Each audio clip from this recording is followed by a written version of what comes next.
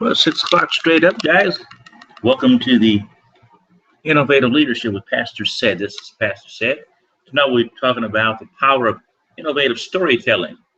Be a fun topic to talk about this evening because I think most of us know a little bit about storytelling. We've been involved with storytelling all of our lives, and at some point or another, you've told stories to your children if you've got children, or if you were a child, happen to have been a child. Somebody told a story to you. Remember that those trips you used to go on with your uncles and your cousins and your grandparents, and you sit around listening to all these stories, and you wondered if they were true or not. Well, those stories captivated your attention. They got your attention and kept your attention for a long time. But one thing about the stories that we're going to talk about tonight, they're going to be a little bit innovative. We'll talk about why they're innovative in just a bit, because stories in and of themselves are just stories. They really are. Anybody can tell them. Anybody can talk about stories. Anybody can just get a story going. The ones that are the most captivating, people look at the news. When I was a young boy, I wanted to be a newscaster. I saw myself sitting behind a news desk and had my little suit on. I thought I was a newscaster, right? Because they were telling stories on TV, and I said, this is kind of cool. They get paid to do that. That is a really cool job. And so storytelling has always captivated me. And so now I'm a pastor. I tell lots of stories. Never thought I'd be a storytelling pastor, but I am. I've gotten older and become a storytelling pastor now, so that's what I do. But tonight we're going to talk about storytelling from an innovative perspective, how there's so much power in innovation regarding storytelling. I hope that you'll pick some information up tonight. I'm on PowerPoint. For those of you that are listening by phone, I do have a PowerPoint presentation. You can actually go to leadership.greatmobilebiz.mobi.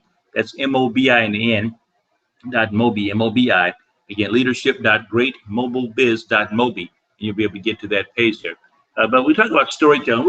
Storytelling is conveying of events in words and images, often improvisation or embellishment.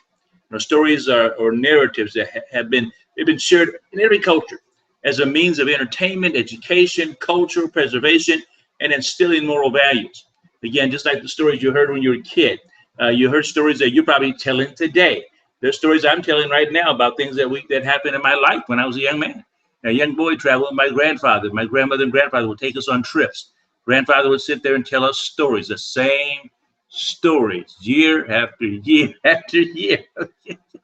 I can remember some of these stories. Remember, I was in New Mexico. I used to go to New Mexico every year. We'd have these great hamburgers, blah, blah, blah. I said, my goodness, I have to have one of these hamburgers one day. We went to New Mexico. We had these great hamburgers, right? So I'm part of the story now. I'm able to tell that story the same way. Now, interestingly enough, as we talk about stories, I want you to keep your mind on innovation. What's so innovative about a story? How can it be so much different than any other story? Well, if you look at what I talked about earlier about newscasters, for instance, one thing about newscasters and people that are on television, people that you hear on the radio, people that you hear on the internet, they're all getting paid and you're not. Make you think, huh? You see, we're not getting paid for the stories that we tell, and sometimes that does make a difference in our lives. What's your story? Is your story worth telling to somebody else? Is your story worth telling to somebody? Listen to this, hear this. There are people that have some, I wouldn't say it out loud, you're thinking it anyway. There are people that have stories that they're telling on TV, radio, the internet, and you're going, gee, my story's better than that. I know people got stories better than that. And so how are they getting paid? You ever ask yourself that question? If you haven't, you might want to start asking yourself that question. Something's going on regarding storytelling. Let me get into my PowerPoint presentation right now. There's several kind of stories I'm going to tell you about tonight. One's your personal story. You and I have a personal story that we can begin to talk to people about. That personal story is something that's really about us, something that's happening in our lives, things that have happened in our lives over time. And it's because of that, we've been able to convey that story, not even thinking about it. Listen, you and I talk about ourselves in ways that nobody else can, because nobody knows us better than we do. So who's going to tell your story better than you? Nobody's going to tell your story better than you. The other kind of stories that we have what's called a family story. Our family story was different than our personal story, because our family story includes those unusual people in our families, those different people, the people that act a little strange at the picnics, the ones that you don't want to see coming because they drink alcohol or whatever, the people in our families, the family story, everybody's got a weird uncle, right? Or a weird aunt or somebody. I mean, don't take it personal, but that's not my family does. I mean, I'm going to be at a picnic this weekend for a family reunion. We're going to have a great time. I'm looking forward to it. It's going to be a fun time.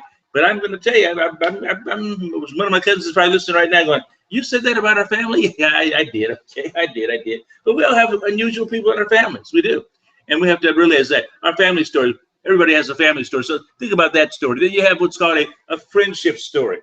That friendship story, that friend that treated you so well and all of a sudden disappeared. That friend you've had since you were a child and you grew up together and all of a sudden they got married and went off to Never Never Land and became rich and never told you about it. That doesn't happen all the time. But a friendship story, you've got a friendship story, either a good or a bad friendship story. But that's a friendship story. Everybody, every one of us has a friendship story of some sort. Then we move in I call employment stories. If you had your very first job, I can tell you about my first job, man. I was working at IBM.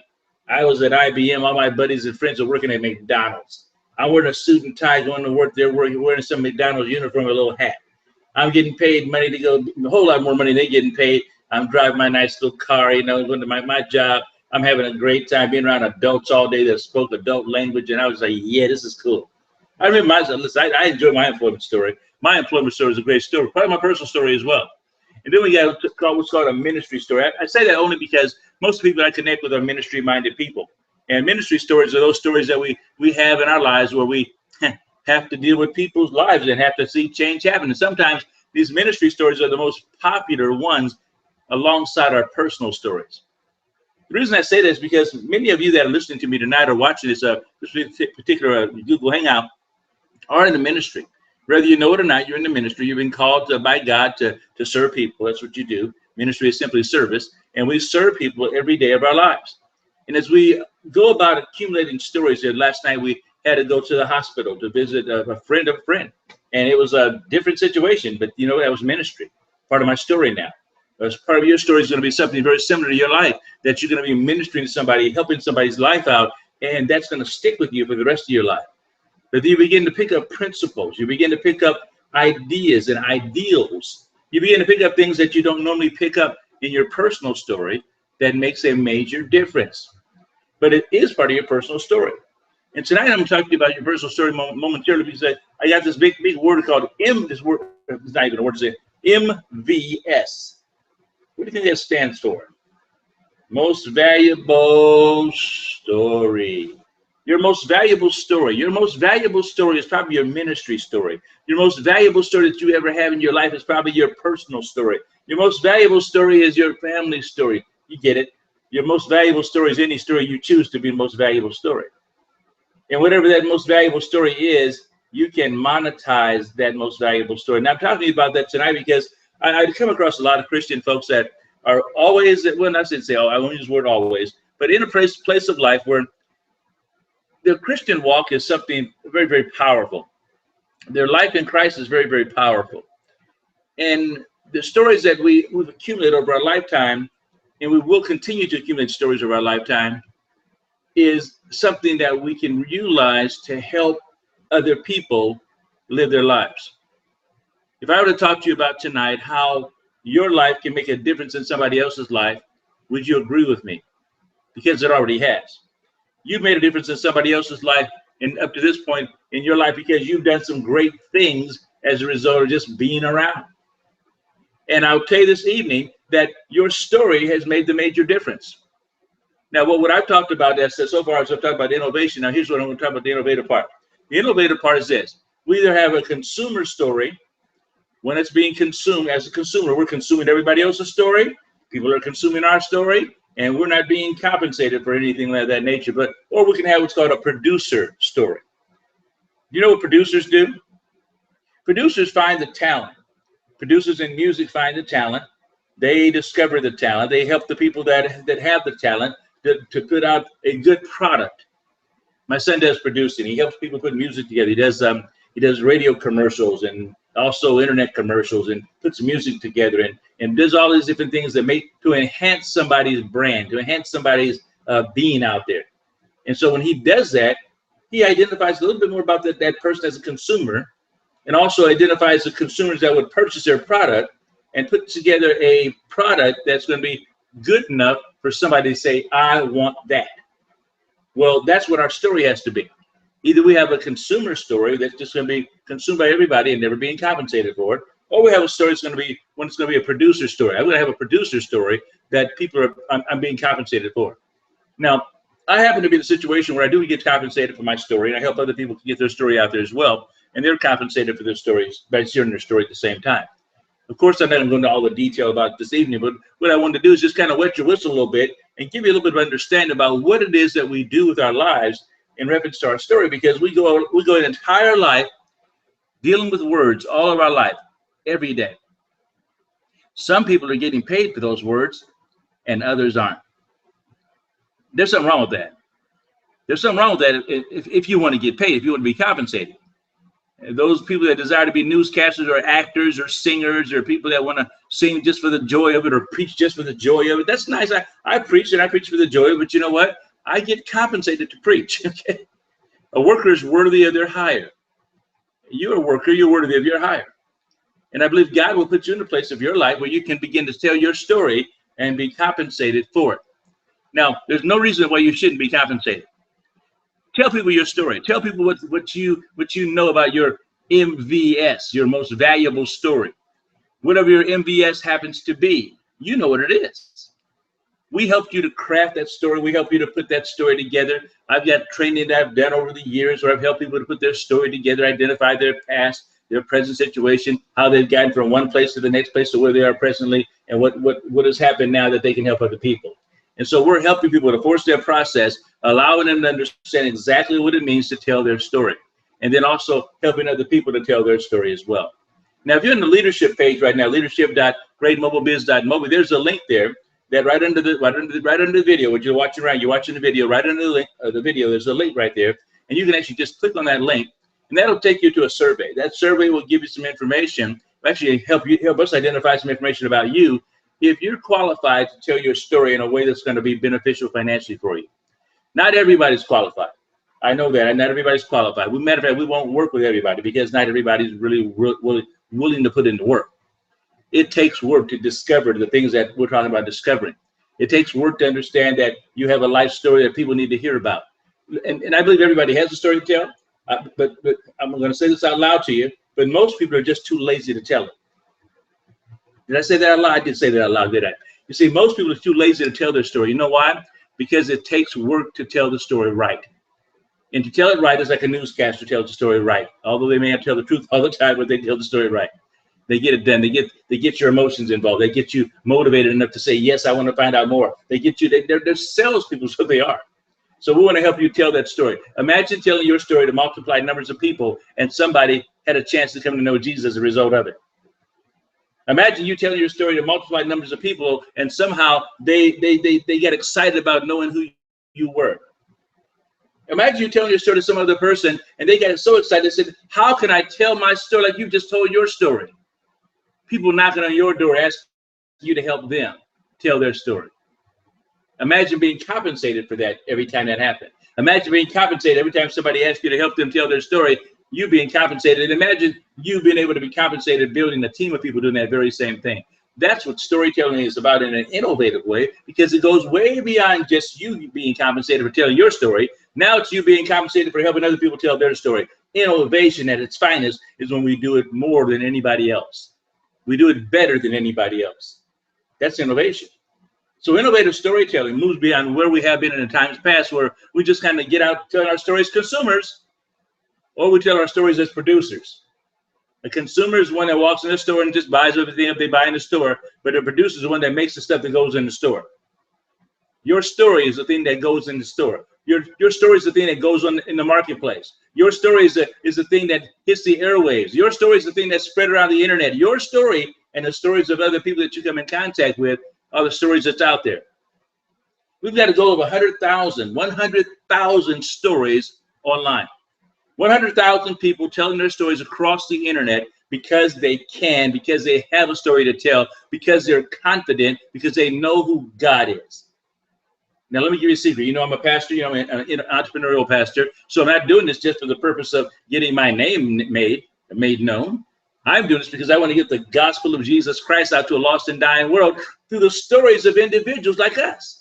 Because we are believers. Most of us on this call tonight are believers. We happen to know Jesus Christ as Lord and Savior. Because we do, we have a responsibility. I'll say it again. We have a responsibility to go to all the world and preach the gospel. And what better story to tell is the gospel, the good news of our own lives. The good news of our own lives has changed as a result of what Jesus has done in our lives, and we can't deny it. Only when we choose not to tell the story.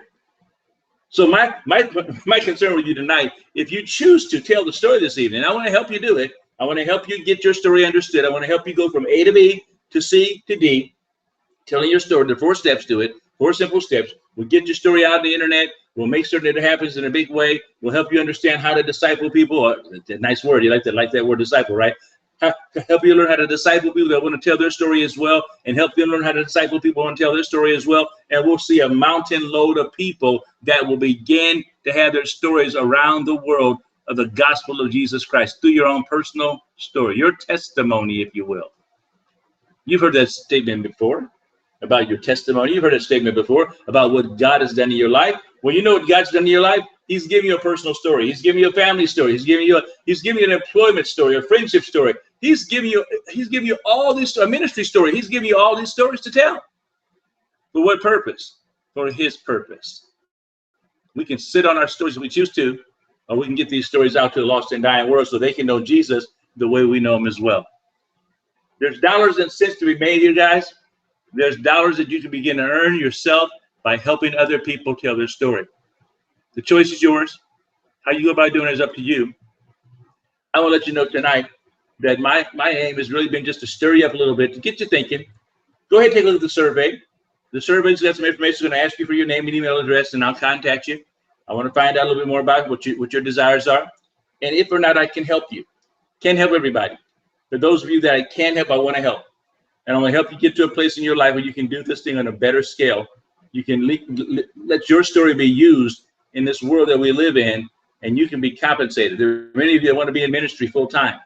This could put you in that situation where you're earning $1,000, $2,000 a month, full time, part time, whatever you choose to be it. We want to help you get to that place. But telling your story first and foremost, you have to want to do that first and foremost. If you don't want to do that one part, then we can't help you. But if you do want to share your story about what God has done in your life in the form of a testimony, in the form of a statement across the internet, to let people know that you're not alone. There's about 100,000 folks doing this, by the way, eventually at some point. And then believe me, I'm going to get to 100,000 people, probably more, because I believe God's put this in my heart to do it. He wants to help you and everybody else that you know get their story out to a lost and dying world. We're taking advantage of the internet in a big way. We're taking advantage of the internet because we know that this is a window of opportunity only for a short time. And if we choose to do something about it as believers, we can make a major difference in this world. Will you join me? Fill out the form. Let me know what you take the survey. Fill out the form. I'll be in contact with you. That's it for tonight. Listen, this is Pastor Sid, the entrepreneurial pastor. I want to come to you this evening regarding innovative storytelling. The innovative part is nothing more than just doing it bigger than anybody else does it, but also involving other people to do the very same thing that you're doing. And that's telling your story to a lost and dying world. So go out and get your story written out there. Get your story told by somebody. If you don't join me, tell it anyway. Even if you don't join me, tell your story anyway. But if you want to be compensated, talk to me and we'll help you get that situation accomplished for you. Bless you. Have a fantastic day. We'll see you guys around. Have a great day.